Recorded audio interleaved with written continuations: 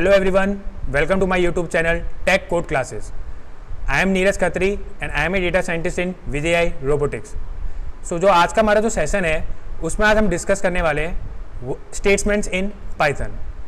Statement क्या होते हैं, स्टेटमेंट का यूजेस क्या क्या होते हैं और ये कितने टाइप्स के होते हैं. तो let's start with the session. So the first one is what is statement. So basically statement it is a instruction written in a source code and executed by the Python interpreter. Means यहाँ पे इसका मतलब ये है कि आप कोई भी अपना कोड एग्जीक्यूट कर रहे हो तो उसको हम क्या कहते हैं, स्टेटमेंट कहते हैं. सो हमारे जो स्टेटमेंट्स होते हैं वो 4 डिफरेंट टाइप्स के होते हैं. The first one is print statement, the second one is assignment statement, the third one is conditional statement and the fourth one is iterative statement. अब हम इसको प्रैक्टिकली करके देखेंगे कि इसके हम कैसे इसको यूज़ करते हैं.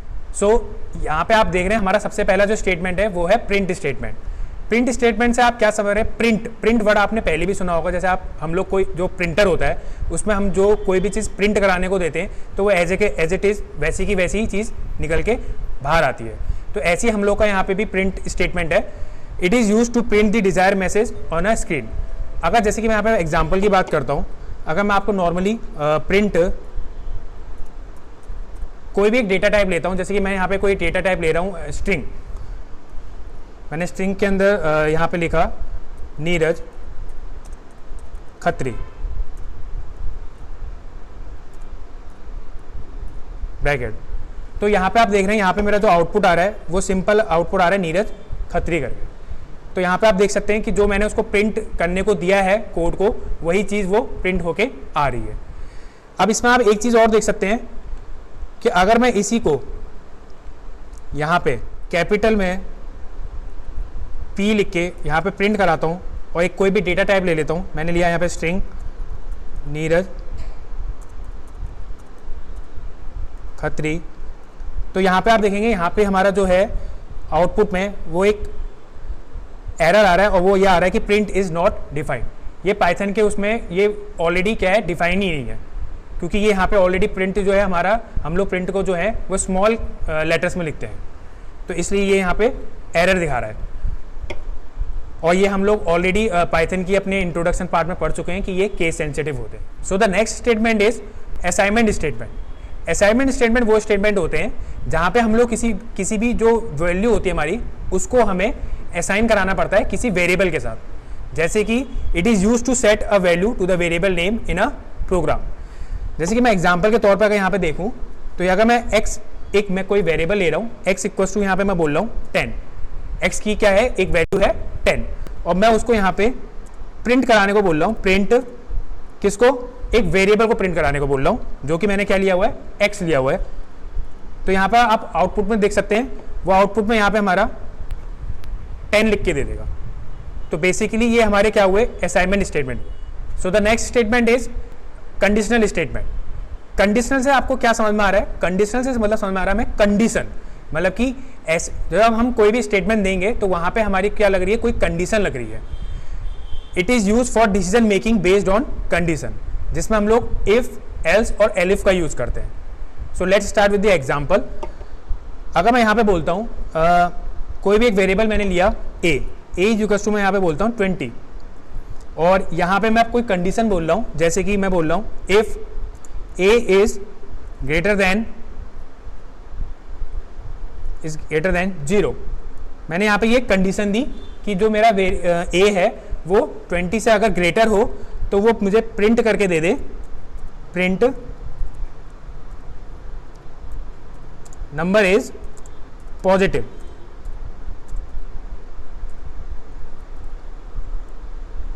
नहीं तो एल्स प्रिंट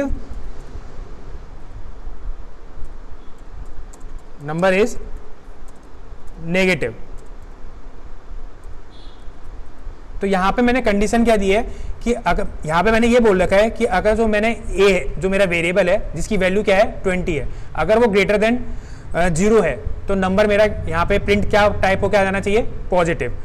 एल्स नहीं तो वो मेरा क्या टाइप हो के आ जाना चाहिए, नेगेटिव.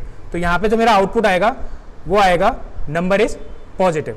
अगर मैं इसी एग्जाम्पल की इसी एग्जाम्पल को ये करके बोलूं कि if a is less than 0, तो यहाँ पे उसने कंडीशन चेक करी, यहाँ पे उसने कंडीशन चेक करी कि जो 20 है वो लेस देन 0 है कि नहीं है। उसने चेक करा और यहाँ पे देखा कि उसने कि यहाँ पे वो लेस देन नहीं है, तो उसने यहाँ पे इसके आउटपुट में क्या प्रिंट करा के दे दिया, उसने आउटपुट में इसके प्रिंट करा के दे दिया नंबर इज नेगेटिव। तो ये हमारे होते हैं conditional statement. So the next statement is iterative statement. Iterative statement को हम लोग लूपिंग स्टेटमेंट भी कहते हैं। इसका मतलब ये हुआ कि किसी भी चीज का बार बार होना। To execute a number of statement repeatedly as long as the condition is true. और हम इसमें यूज करते हैं फॉर और वाइल लूप का। सो यहाँ पे हम लोग इसका एग्जाम्पल करके देखते हैं। जैसे कि हमने यहाँ पे कोई एक वेरिएबल लिया एक्स इक्वल टू, मैं यहाँ पे बोलता हूँ, मैंने कोई एक डेटा टाइप लिया जो कि लिए लिस्ट, मैंने यहाँ पे टाइप कराया नीरज, कॉमा एक और नाम, देन यस क्लोज।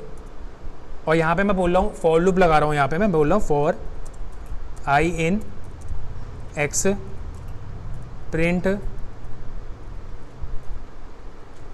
आई।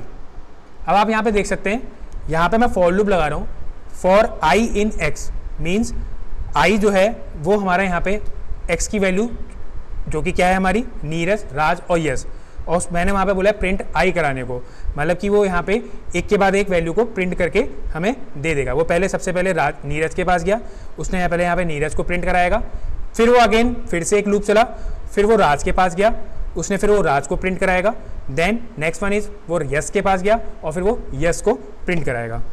तो यहाँ पे हमारा जो आउटपुट आएगा वो आएगा नीरज, राज और यस। सो आज का सेशन अगर आपको मेरा पसंद आया हो तो प्लीज़ आप मेरे चैनल को लाइक, शेयर, कमेंट और सब्सक्राइब करना ना भूलें। Thank you.